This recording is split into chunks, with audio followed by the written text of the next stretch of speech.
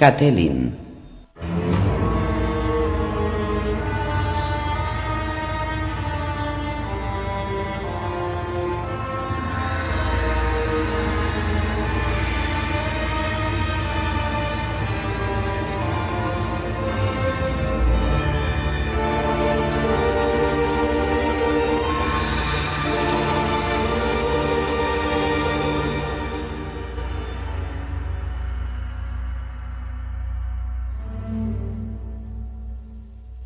A Catelyn nunca le había gustado aquel bosque de dioses. La sangre Tully le corría por las venas. Había nacido y se había criado en Aguas Dulces, muy al sur, en la forca roja del Tridente. Allí el bosque de dioses era un jardín alegre y despejado, en el que las altas secuoyas proyectaban sombras sobre las aguas de arroyuelos cristalinos. Los pájaros cantaban desde sus nidos escondidos y el aroma de las flores impregnaba el aire. Los dioses de Invernalia tenían un bosque muy diferente. Era un lugar oscuro y primitivo, 3 acres de árboles viejos que nadie había tocado en miles de años, mientras el castillo se alzaba a su alrededor. Olía a tierra húmeda y a putrefacción. Allí no crecían las secuoyas.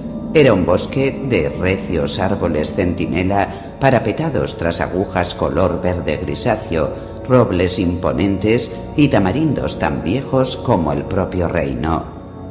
Allí los gruesos troncos negros estaban muy juntos y las ramas retorcidas tejían una techumbre tupida, mientras las raíces deformes se entrelazaban bajo la tierra. El silencio y las sombras imperaban, y los dioses de aquel bosque no tenían nombres. Pero sabía que allí era donde estaría su esposo aquella noche. Siempre que le quitaba la vida a un hombre, buscaba la tranquilidad del bosque de dioses. Catelyn había sido ungida con los 7 óleos y había recibido su nombre en el arco iris de luz que llenaba el Sept de Aguas Dulces. Profesaba la fe, igual que su padre, que su abuelo y que el padre de su abuelo antes de ellos. Sus dioses tenían nombres y unos rostros que le eran tan familiares como los de sus progenitores. El culto consistía en un septon con un incensario, el olor del incienso, un cristal de 7 facetas lleno de luz y voces que entonaban cánticos. Los Tully tenían un bosque de dioses, como todas las grandes casas, pero no era más que un lugar por donde pasear, leer o tomar el sol. El culto quedaba reservado para el Sept. Ned había hecho construir para ella un pequeño Sept donde pudiera cantar a las 7 caras de Dios, pero la sangre de los primeros hombres corría aún por las venas de los Stark. Sus dioses eran antiguos, eran los dioses sin rostro y sin nombre de la espesura, los mismos a los que habían adorado los niños del bosque. En medio del bosquecillo, un arciano viejísimo se alzaba junto a un estanque pequeño de aguas negras y frías. Ned lo llamaba el árbol corazón. La madera del arciano era blanca como el hueso, con hojas de un rojo oscuro que pendían como un millar de manos ensangrentadas. En el tronco había una cara tallada, con rasgos alargados y melancólicos, y los ojos enrojecidos de savia seca, extrañamente atentos. Aquellos ojos eran viejos, muy viejos, más viejos que la mismísima Invernalia. Habían visto el día en que Brandon el constructor puso la primera piedra, si se podía dar crédito a las historias. Habían presenciado cómo los muros de granito se alzaban en torno a ellos. Se decía que los niños del bosque habían tallado las caras en los árboles durante el amanecer, siglos antes de que los primeros hombres llegaran procedentes de la otra orilla del mar angosto. Hacía 1000 años que habían talado o quemado los últimos arcianos del sur, a excepción de los de la isla de los rostros, donde los hombres verdes montaban guardias silenciosos. Allí, tan al norte, todo era diferente. Había un bosque de dioses en cada castillo, y un árbol corazón en cada bosque de dioses, y una cara tallada en cada árbol corazón. Catelyn encontró a su esposo sentado en una roca cubierta de musgo, bajo las ramas del arciano. Tenía el espadón hielo sobre las rodillas y estaba limpiando la hoja en aquellas aguas negras como la noche. El mantillo milenario que cubría como una gruesa alfombra el suelo del bosque de dioses devoraba el sonido de sus pasos, pero los ojos rojos del arciano parecían seguirla mientras se acercaba. «Ned», lo llamó con suavidad. «Catelyn», dijo su esposo alzando la vista hacia ella. Su voz era distante, formal. «¿Dónde están los niños?» Siempre le preguntaba lo mismo. «En la cocina, discutiendo cómo van a llamar a los cachorros». Se quitó la capa, la tendió sobre el mantillo del bosque y se sentó con la espalda apoyada contra el arciano. Arya adora a la suya y Sansa también está encantada, pero Rickon no lo termina de ver claro. «¿Tiene miedo?», preguntó Ned. «Un poco», admitió. «Solo tiene 3 años».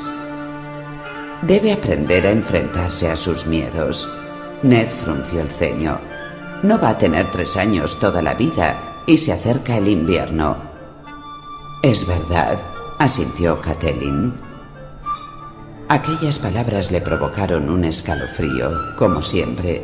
Era el lema de los Stark. Todas las familias nobles tenían un lema, y esas consignas familiares, piedras de toque, aquella especie de plegarias, eran alardes de honor y gloria, promesas de lealtad y sinceridad, juramentos de valor y fidelidad. Todos menos el de los Stark. El lema de los Stark era: «Se acerca el invierno». Catelyn reflexionó sobre lo extraños que eran aquellos norteños. No era la primera vez que lo hacía. «He de reconocer que ese hombre murió bien», dijo Ned. Tenía en la mano un retal de cuero engrasado. Mientras hablaba, lo pasaba con suavidad por la hoja del espadón, haciendo que el metal cobrara un brillo oscuro. «Me alegré por Bran. Habrías estado orgullosa de él». «Siempre me enorgullezco de Bran», señaló Catelyn. No apartaba la vista de la espada.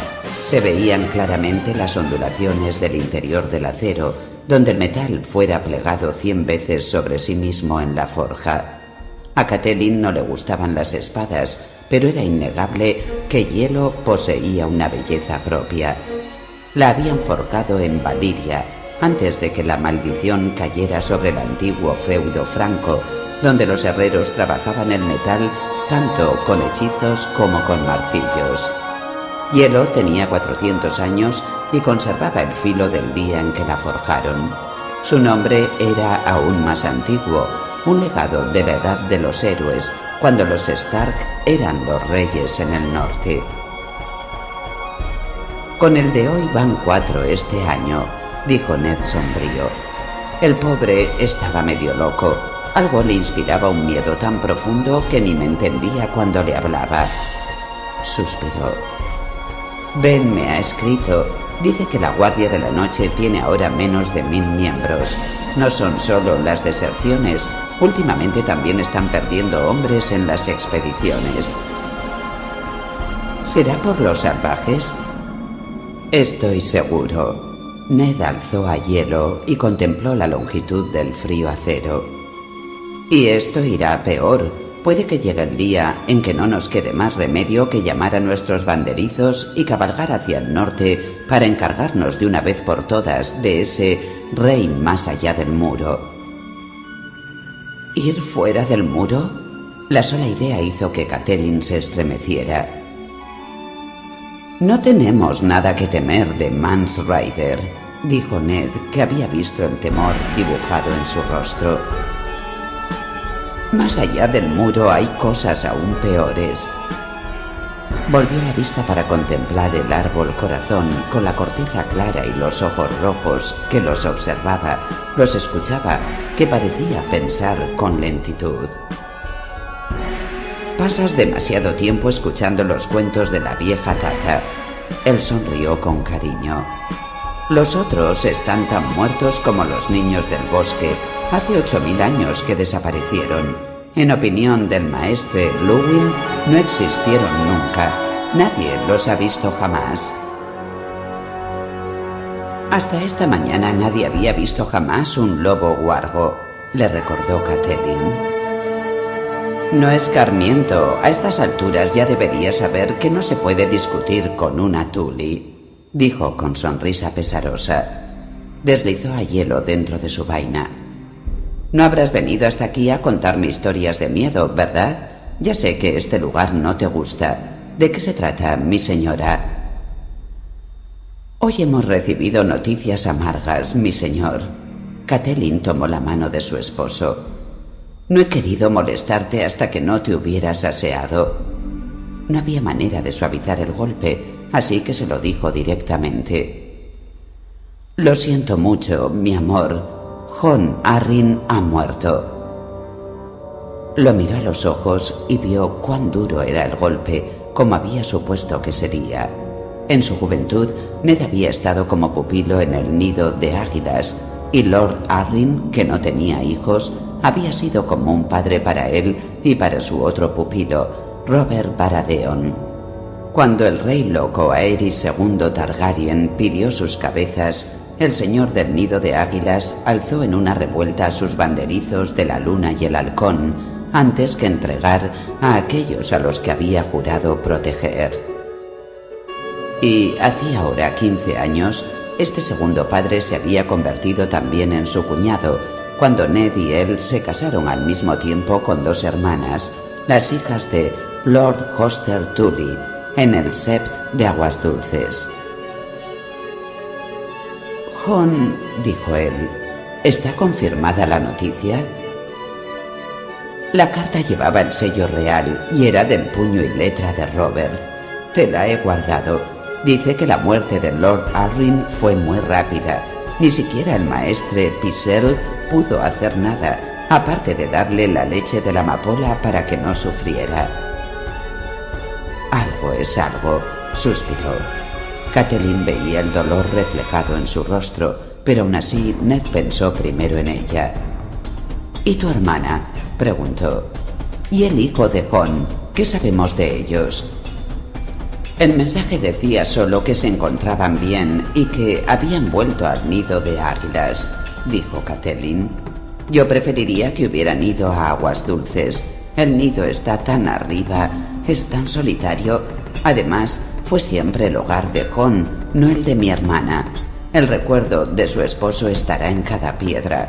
La conozco bien, necesita el consuelo y el apoyo de su familia y amigos. Tu tío está en el valle, ¿no? Tengo entendido que Jon lo nombró caballero de la puerta. Brynden hará todo lo que pueda por ella y por el niño, asintió Catelyn. Eso me tranquiliza un poco, pero... Ve con ella, le pidió Ned. Llévate a los niños. Animad los salones con ruido, con gritos, con risas. Su hijo necesita la compañía de otros niños y no podemos dejar sola a Lysa en estos momentos. Ojalá pudiera seguir tu consejo, dijo Catelyn. La carta traía otras noticias. El rey está de camino hacia Invernalia. Viene a buscarte. Ned tardó un momento en entender qué le decía, pero cuando lo comprendió, desapareció la nube que le oscurecía los ojos. ¿Robert viene hacia aquí? Catelyn asintió, y el rostro de su esposo se iluminó con una sonrisa. A ella le habría gustado compartir su alegría, pero había escuchado las habladurías en los patios, una loba huargo muerta en la nieve, con un asta rota en la garganta. El miedo le atenazaba el estómago como una serpiente que se le enroscara en las entrañas, pero se obligó a sonreír para aquel hombre al que amaba, aquel hombre que no creía en los presagios. Ya me imaginaba que te alegrarías, dijo. Tenemos que avisar a tu hermano que está en el muro. Desde luego, asintió Ned. Ben no se lo perdería por nada del mundo. Le diré al maestre Luwin que envíe su pájaro más veloz. Ned se levantó y la ayudó a ponerse en pie. Ese hijo de... ¿Cuántos años han pasado? ¿No se le ocurre avisarnos con más antelación? ¿Decía el mensaje cuántas personas venían en el grupo? Calculo que, como mínimo, 100 caballeros, con todos sus criados, y por lo menos 50 jinetes libres. También vienen Cersei y los niños. Robert querrá que vayan cómodos, no forzará mucho la marcha, dijo él. Mejor, así tendremos más tiempo para los preparativos. Con el grupo viajan también los hermanos de la reina. Ned hizo una mueca. No sentía el menor afecto hacia la familia de la reina, y era recíproco. Catelyn lo sabía muy bien. Los Lannister de Roca Casterly se habían unido muy tarde a la causa de Robert, cuando la victoria ya estaba asegurada, y eso no se lo había perdonado jamás. En fin, si por el placer de tener aquí a Robert tengo que pagar soportando una plaga de Lannisters, ¿qué le vamos a hacer? Por lo visto, Robert se trae a la mitad de su corte. A donde va el reino lo sigue, señaló Catelyn. Tengo muchas ganas de ver a los chiquillos. El pequeño todavía mamaba del pecho de la Lannister la última vez que nos encontramos. Ahora debe tener ya 5 años, ¿no? El príncipe Tommen ha cumplido ya los 7. Tiene la edad de Bran. Por favor, Ned, cuidado con lo que dices. La Lannister es nuestra reina y se dice que su orgullo crece con cada día que pasa. Tenemos que organizar un banquete con trovadores, dijo Ned apretándole la mano. Faltaría más, y seguro que Robert quiere salir de caza. Enviaré a Jory hacia el sur con una guardia de honor para que lo reciba en el camino real y les proporcione escolta hasta aquí. Dioses, ¿cómo vamos a dar de comer a tanta gente? ¿Y ya están en camino? Ese condenado. Voy a darle de patadas en su culo de rey.